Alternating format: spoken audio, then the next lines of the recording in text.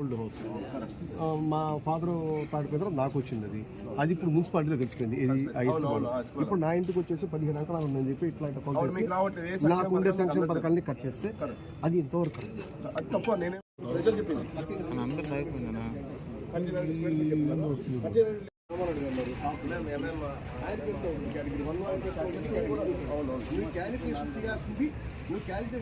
ఇసుకపాళ్ళు అవన్నీ కూడా మున్సిపాలిటీకి సంబంధం లేదు.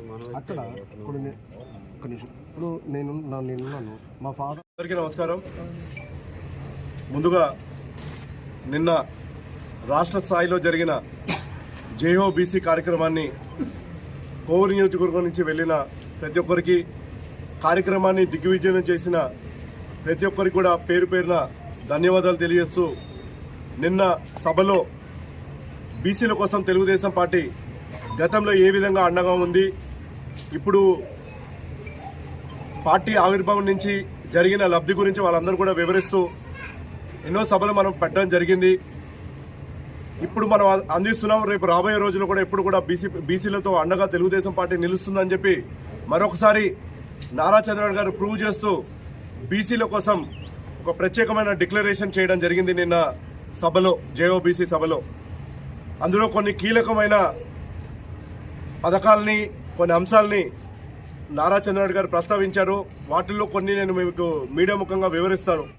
ఇవాళ మనం తెలియజేసింది ఏంటంటే, డిక్లరేషన్లో మొదటిగా బీసీలకి 50 ఏళ్ళకే పెన్షన్ ఇవ్వబోతున్నాం. రేపు మన ప్రభుత్వం ఏర్పడిన తర్వాత 50 ఏళ్ళకే పెన్షన్ వాళ్ళందరూ కూడా వర్తిస్తుందని చెప్పి నారా చంద్రబాబు గారు చెప్పారు. అలానే ప్రతి ఒక్కరు కూడా పెన్షన్ని పెంచి 4,000 రూపాయలు చేస్తాం. అది ఏ సామాజిక వర్గం అయినా బీసీలకి 50 ఏళ్ళకి వస్తే వేరే వాళ్ళకి 60 సంవత్సరాలకు వస్తుంది.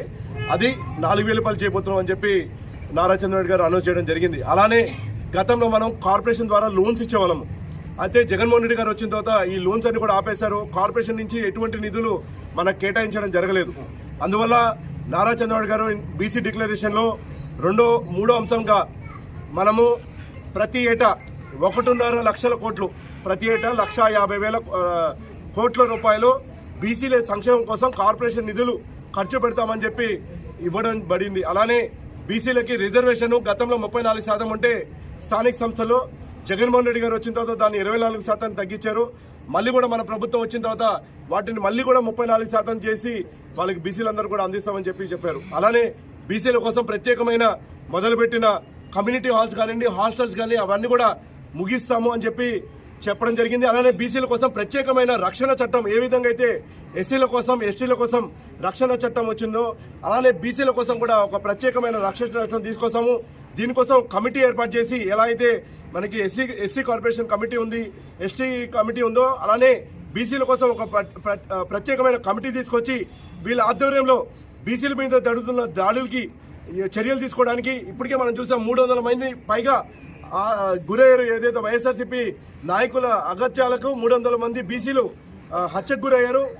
వాళ్ళందరికీ రక్షణగా ఉండడానికి, బీసీలకి రక్షణగా ఉండడానికి బీసీ రక్షణ చట్టం కూడా తీసుకొస్తామని చెప్పి చెప్పడం జరిగింది. అలానే ఇంకా బీసీలకి గతంలో మనం ఇచ్చిన పెళ్లి కనుక పథకాలు ఏవైతే ఉన్నాయో దాన్ని ఇంతకుముందు 50,000 రూపాయలు ఇచ్చాము, ఈసారి 1,00,000 రూపాయలకి ఎన్హాన్స్ చేస్తామని చెప్పడం జరిగింది. అలానే చంద్రన్న బీమా గతంలో మనము 2 లక్షల నుంచి 5 లక్షల రూపాయల దాకానే ఉండేది, ఇప్పుడు 10 లక్షల రూపాయలు కూడా పెంపు చేస్తామని చెప్పి ఇవాళ నిన్న జరిగిన బీసీ డిక్లరేషన్లో ఇవి కూడా పొందుపరచడం జరిగింది. ఇలాంటి మంచి పథకాలు బీసీల కోసం అలానే అన్ని ఇతర వర్గాల కోసము నిన్న జరిగిన సభలో నారా చంద్రబాబు గారు ప్రస్తావించారు.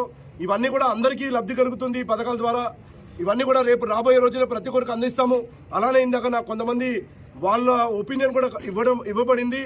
అలా ఎలా అయితే బీసీలకు మనం 50 ఏళ్ళకే మనం ఇస్తున్నామో అలానే ఈబీసీ ఎకనామిక్గా బ్యాక్వర్డ్గా ఉన్న క్యాస్ట్ ఏవైతే ఉన్నాయో వాళ్ళు ఐడెంటిఫై చేసి వాళ్ళకు కూడా ఏదైనా ఈ పెన్షన్ 50 ఏళ్ళకే ఇస్తే బాగుంటుందని చెప్పి కొంతమంది మీడియా ప్రతినిధులు అలానే కొంతమంది ప్రజలందరూ కూడా చెప్పడం జరిగింది. ఖచ్చితంగా రేపు తెలుగుదేశం పార్టీ అధినేత దృష్టికి ఈ అంశాన్ని తీసుకెళ్తాను.